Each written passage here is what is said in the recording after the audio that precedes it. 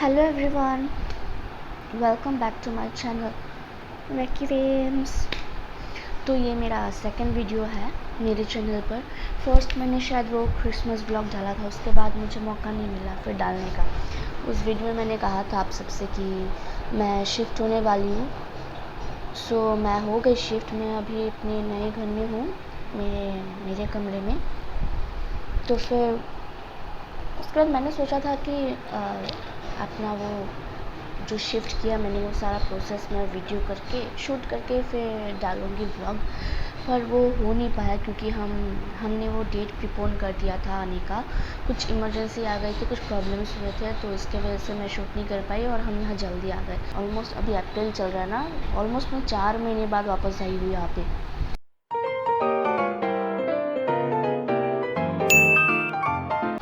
तो आज का टॉपिक है, आज कोई व्लॉग नहीं है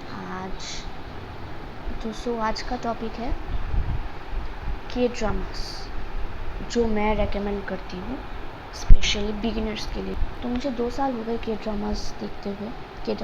मैं सिर्फ के ड्रामास नहीं, मैं कोरियन ड्रामास देखती हूँ, चाइनीज़ मतलब सी ड्रामास, फिर J dramas I mean Japanese dramas, फिर और तुर्किश भी। तो मुझे वो उनके कंटेंट्स बहुत अच्छे लगते हैं, तो मैं मतलब रिलेट कर पाती हूँ, तो इसलिए मैं देखती हूँ और बहुत इंटरेस्टिंग टाइप के होते हैं। और आप बिलीव नहीं करेंगे, मैं यहाँ पे इस बुक में रिकॉर्ड करती हूँ अपना सारा जो मैंने देखा हुआ है अब तक। मैंने टोटल सारे मिला के 154 ड्रामास देखे हैं मैंने अपने सारे मिला के। सिर्फ के ड्रामास देखे, सी ड्रामास, जे ड्रामास सारे मिला के मैंने अब तक 154 ड्रामास देख लिए। तो आज स्पेशली है, आज कुछ और ड्रामा नहीं, आज स्पेशली मैं के ड्रामा के बारे में बताऊंगी जो मैं रेकमेंड करती हूँ। अगर आप के ड्रामा देखना चाहते हैं फिर स्टार्ट करना चाहते हैं तो आपको कौन से ड्रामा से स्टार्ट करना चाहिए, क्योंकि अगर पहले ही आपको इतना बड़ा झटका लग गया तो उसके बाद आप मेंटली ठीक नहीं रहेंगे। क्योंकि ऐसे भी ड्रामास हैं जो आपको मेंटली फ्रस्ट्रेट कर सकते हैं, जो आपको डिप्रेशन में भेज सकते हैं। तो मैं आज आपको टोटल 6 ड्रामा के बारे में बताऊंगी, 6 ड्रामास जो एज अ बिगिनर आपको देखना चाहिए। तो मैं पूरा स्टोरी लाइन नहीं बताऊंगी कि कब कैसे क्या हुआ क्यों हुआ, बस मैं बेसिक जो बातें होती है आपको पता होनी चाहिए, कैरेक्टर्स के बारे में कौन क्या करता है, बस मैं वो बताऊंगी जो बेसिक स्टोरी लाइन होती है। तो फर्स्ट ड्रामा जो मुझे बहुत पर्सनली पसंद है और मैं 3 बार देख चुकी हूँ उस ड्रामे को, फिर भी मैं कभी बोर नहीं होती। तो उस ड्रामे का नाम है स्ट्रॉन्ग वुमेन दो बॉन्ग सून। अगर आपने थोड़ी रिसर्च की होगी तो ये ड्रामा पक्का आपके लिस्ट पे आया ही आया होगा, स्ट्रॉन्ग वुमेन दो बॉन्ग सून। तो इसमें क्या होता है, जो मेन लड़की होती है, जो हीरोइन होती है, उसका नाम है दो बॉन्ग सून। तो उसके पास एक पावर होती है, वो सुपर स्ट्रॉन्ग है, उसका स्ट्रेंथ, वो सुपर स्ट्रॉन्ग है मतलब। और ये पावर उसके अकेले की नहीं है, ये हेरिडिटरी है, मतलब उसके ख़ानदान में ये डीएनए रन होता है उस मतलब। और ये जो पावर है ये लड़के को नहीं मिलता, सिर्फ लड़कियों को मिलता है, उसके फैमिली में सिर्फ लड़कियों को ये पावर मिलती है। तो उसका एक सपना होता है कि वो एक वीडियो गेम क्रिएट करे जिसमें वो मेन कैरेक्टर हो, और उसको एक पुलिस ऑफिसर पे क्रश होता है जिसका नाम होता है इन गुक्तू। वो दोनों चाइल्ड फ्रेंड्स होते हैं। जो मेन हीरो होता है वो मेन हीरो नहीं था, वो सेकंड लीड आप बोल सकते हैं, सेकंड लीड था। जो मेन लीड है, जो हीरो है, उसका नाम है आन मी युक। वो अमीर बाप का बेटा है लेकिन अच्छा है, मतलब उसने अपनी एक गेम कंपनी खुद खोली है। तो उसमें उसको वो दो बॉन्गसून के स्ट्रेंथ के बारे में पता चल जाता है, वो देख लेता है उसको। तो उसके स्ट्रेंथ के बारे में उसको पता होता है। तो और जो आम मीन के जो हीरो, जो मेन लीड होता है, तो वो हीरोइन को एज अपना बॉडीगार्ड का काम देता है, मतलब उसको शायद अपने लाइफ पे कुछ डेंजर नज़र आता है, तो इसलिए वो लड़की को एज अ बॉडीगार्ड का रोल देता है। फिर वो दो बॉन्गसून देखती है कि वो एक गेम कंपनी का मालिक है जिसमें उसका सपना पूरा हो सकता है, तो इसलिए वो ये जॉब ले लेती है। इस ड्रामे का विलन होता है एक सीरियल किलर।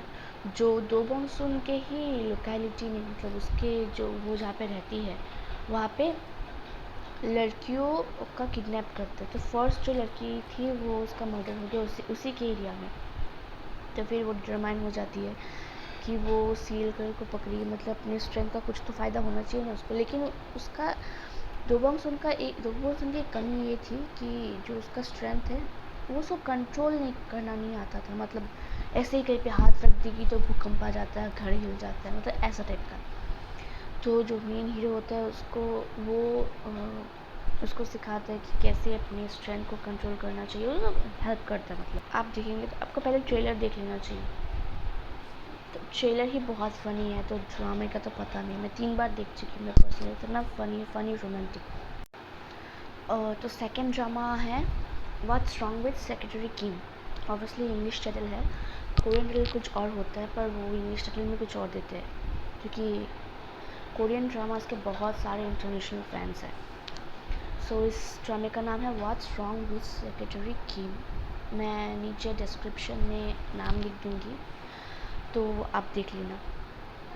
तो इस ड्रामे में जो मेन हीरोइन है उसका नाम होता है किम मिसो। वो एक कंपनी के लिए वाइस चेयरमैन के लिए एज ए सेक्रेटरी काम करती है, पर्सनल सेक्रेटरी ऐसे काम करती है। और जो मेन हीरो होता है वो खुद वाइस प्रेसिडेंट होता है, उसका नाम होता है ली योंग जू। तो उस लड़की ने वाइस प्रेसिडेंट के लिए 9 साल काम किया, मुझे 10वां साल चल रहा था, पूरे 9 साल, कम नहीं है ना, 9 साल काम किए। तो अचानक एक दिन लड़की ने आके अनाउंस कर दिया कि मैं मेरे पोजीशन से रिज़ाइन करना चाहती हूँ।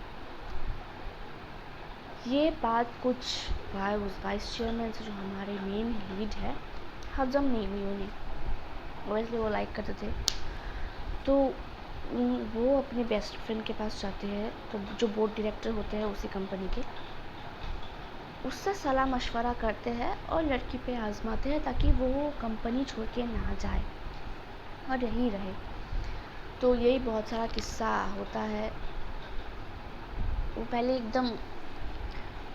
एकदम पूरा प्रोफेशनल रिलेशनशिप था उन दोनों का, बाद में जाके रोमांटिक में कन्वर्ट हो गया। लास्ट के कुछ एपिसोड्स में कुछ मिस्ट्रीज अनसॉल्व होती है, जैसे कि उन दोनों का अपना एक बचपन में कुछ पास्ट होता है जो लड़की को याद नहीं होता, लड़के को याद होता है। पहले से उसे स्टार्टिंग से याद था, कुछ ट्रॉमेटिक एक्सपीरियंस था जो लड़की को पहले पता नहीं था, बाद में पता चला।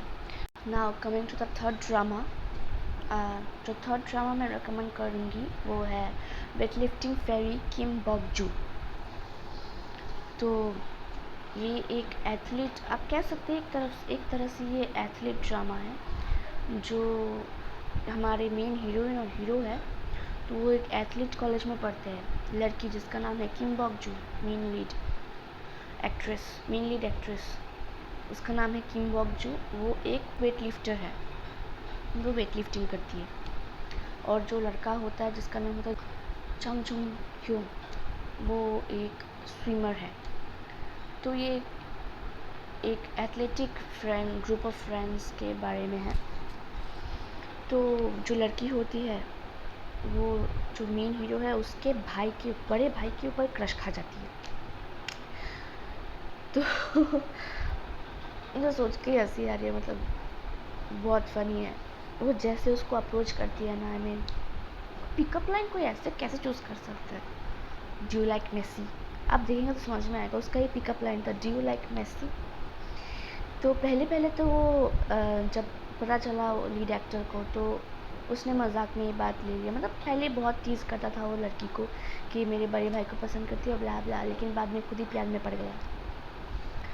और उसका लड़की का भी कोई इतना ज़्यादा गहरा क्रश नहीं था। बाद में वो भी लड़की मेन लीड से ही प्यार करने लगी ऑब्वियसली। तो ये ड्रामा फ़नी भी है, इंस्पायरिंग भी है, मोटिवेशनल है। मतलब सारे जो ग्रुप ऑफ फ्रेंड्स है, फ्रेंडशिप्स के बारे में है, कैसे अपने सपने के पीछे भागते हैं वो लोग। वो मतलब फ़नी, हंसते हंसते आप बहुत कुछ सीख जाओगे, ऐसा टाइप का ड्रामा। तो आपको ये पक्का देखना ही चाहिए। मतलब बेसिक ड्रामा है ये, इसी से स्टार्ट करेंगे तो अच्छा है।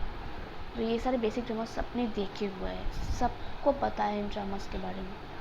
जो भी देखता है ऑब्वियसली। तो अगर आपने देखा हुआ है तो कमेंट पे ज़रूर बताइएगा, और अगर आपकी लिस्ट पे है तो भी बताइएगा कमेंट पे। हमारे फोर्थ ड्रामा का नाम है लीजेंड ऑफ द ब्लू सी। तो ये भी एक फैंटेसी ड्रामा है। जो लड़की है वो एक मरमेड होती है, और जो लड़का होता है वो एक कॉर्न आर्टिस्ट होता है, बहुत चालाक कॉर्न आर्टिस्ट। लोगों को ठगना उसका काम है, ठग के पैसा कमाना भी उसका काम है बहुत। और वो अमीर भी है इस काम में, चालाक भी है और अमीर भी है। घर बार देख के तो ये अमीर ही लगता है। तो वो एक बार कहीं जाता है किसी सी के पास, मेडिटेरेनियन सी या पता नहीं कौन सा सी, मुझे याद नहीं, पर उस सी के पास जाता है। तो वो लड़की उसे तब वहाँ मिलती है। तो मरमेड, पहले उस लड़का को पता नहीं होता कि वो लड़की मरमेड है, क्योंकि अगर वो पानी से बाहर आती है तो उसके पैर निकल आते। तो पहले वो लड़की उसके पीछे पड़ जाती है। मतलब उनका पहले पास्ट लाइफ में कुछ कनेक्शन था, कुछ हुआ था पास्ट लाइफ में। जो लड़की को ऑब्वियसली मरमेड है, वो बहुत साल से ज़िंदा है, तो उसे पता था, लड़का भूल चुका था कि उसके सेकंड जन्म था। तो बोरिंग नहीं है ऑब्वियसली।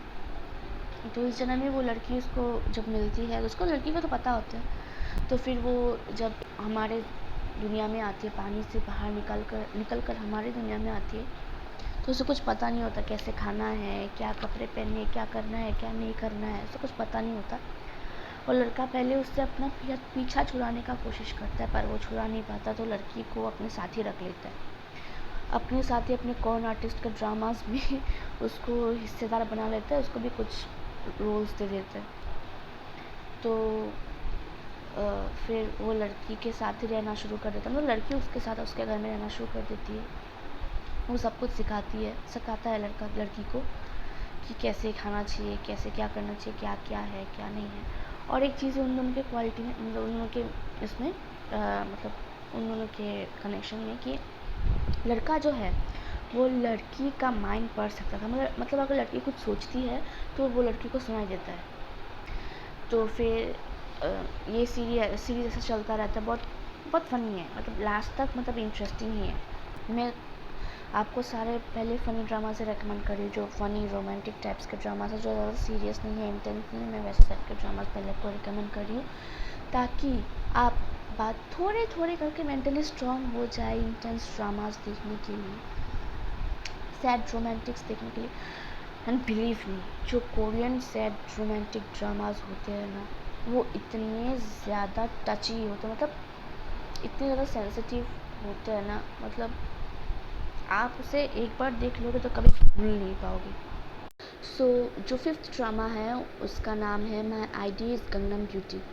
सो कोरिया में गंगनम ब्यूटी का मतलब होता है जिसने सर्जरी करके अपना चेहरा बदला हो या फिर अपने आप को ब्यूटीफाई किया हो, जो नेचुरली सुंदर नहीं थी, सर्जरी करने के बाद हो गई हो। तो ये ड्रामा बेसिकली इसी के ऊपर है। तो जो मेन लीड एक्ट्रेस है, कांग मिरे नाम है उसका, तो वो बचपन में बहुत फैट एंड अगली थी, तो उसे स्कूल में बहुत बुली किया जाता था। तो पहले तो वो एक्सरसाइज करके पतली हो गई, लेकिन फिर भी वो क्योंकि दिखने में ख़ास नहीं थी तो किसी ने उसे उतना वैल्यू नहीं दिया, फिर भी उसे बुली किया जाता था। तो उसकी मम्मी से देखा नहीं गया, तो उसने पापा से छिपा के अपनी बेटी को प्लास्टिक सर्जरी करवा दिया, फिर उसे कॉलेज में भी एडमिशन करवा दिया। जिस कॉलेज में वो गई, उस कॉलेज में मेन हीरो जो था, उस कॉलेज इस ड्रामे का मेन हीरो जिसका नाम है दो क्योंग सॉक, तो वो और जो लेडी एक्ट्रेस थी वो मिडिल स्कूल में एक साथ थी। तो फिर जब मिले वो दोनों उस कॉलेज में, तो लड़की तो पहले घबरा गई। उसके बाद लड़के ने कहा मुझे कोई फ़र्क नहीं पड़ता कि तुमने क्या किया है क्या नहीं किया मुझे, और मुझे दूसरों के मामले में पढ़ना भी नहीं है, मैं किसी को बताऊंगा भी नहीं। तो लड़की थोड़ी रिलैक्स हो गई, क्योंकि किसी और को पता चल जाता तो सबको उसका मजाक उड़ाते। और क्योंकि उसे स्कूल कॉलेज में सेकंड मोस्ट ब्यूटीफुल लड़की का किताब मिल गया था। किताब मतलब सब उससे वही पुकारते थे, मतलब कोई अवार्ड नहीं मिला, बस सब उससे वही बोलते थे, पुकारते थे। उसके बाद जो विलन थी, मतलब विलन नहीं, मतलब थोड़ी बदमाश टाइप की लड़की थी, वो थी मोस्ट ब्यूटीफुल गर्ल, मतलब वो नेचुरली सुंदर थी और उसको इस बात का बहुत घमंड था। उसका अपना एक पास्ट होता है, तो जब आप देखेंगे तब पता चल जाएगा, जिसके वजह से वो उसका पर्सनालिटी ऐसा हो गया था। तो फिर वो ट्रबल क्रिएट करने का कोशिश करती है कांग मिरे की लाइफ में।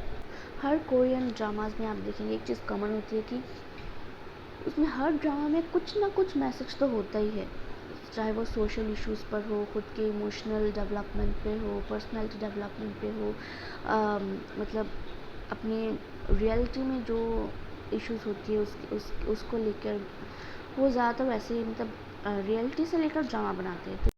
And then last but not the least जो हमारे 6th ड्रामा है उसका नाम है बॉयज़ ओवर फ्लैट्स। ये ड्रामा इतना फेमस है कि इसमें हर कंट्री में मतलब जो ड्रामास मैं देखती हूँ, जापानीज़ ड्रामास, चाइनीज़, हर कंट्री में इसका वर्जन है।